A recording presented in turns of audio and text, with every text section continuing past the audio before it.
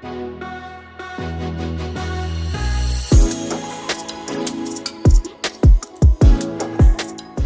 to this week's Q&A.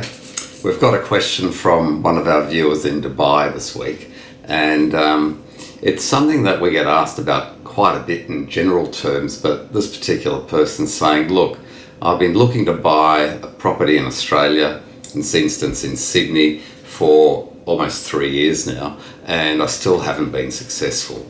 So look, that's a great question, and the reality is there's got to be some kind of underlying reason why this person hasn't been successful over such a long period of time.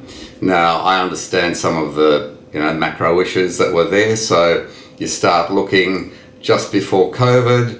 COVID comes along, and human nature being what it is, this person's been wanting to buy into the Sydney property market, which they felt was very expensive, and they thought that with the advent of COVID and all of the, ravages of the lockdowns from the pandemic, that they are going to buy a property at a far lesser price. Now, some people were thinking, 30-40% less.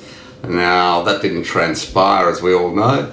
And in hindsight, as we said at the time, housing being more of a basic necessity in life, prices really only came down marginally and then started to increase once again. So this person has then ridden this wave of property prices down and back up and then back down and now back up again for 3 years. So there's got to be more to it than that, because the original price point that he was looking at was actually greater than at many times during the cycle over the last 3 years, and it still is now. Yet this person's still missing out at auctions buying this property that they eventually want to live in. So he's an Australian expat working in Dubai and wants to come back at some point, rent this place out in the meantime, and then live there.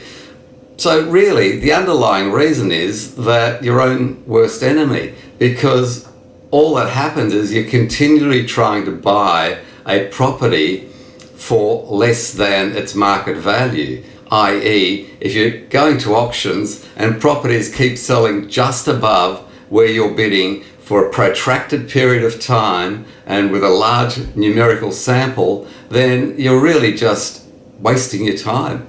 So in other words, you've really got to say to yourself, look, this is where the market is. And currently, by the way, the market in Sydney is continuing to still increase. So there's no point waiting month in, month out to try and buy something just below the market price, when that number will continue potentially to grow and grow and grow whilst you're riding a cycle up. So really important, I think, to manage your own expectations and be realistic and say, well, look, this is what I can afford to pay, this is what I can afford to comfortably borrow, and then say, do I actually want to buy this, or am I just wasting my time?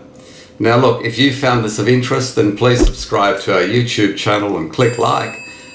Or if you've found yourself to be in a similar position over the last couple of years, then by all means don't hesitate to reach out, email us or call us, and we'll have somebody contact you and see if we can't assist you with your own personal set of circumstances that could vary widely. I'm Andrew Unterweger, and I'll see you at next week's Q&A.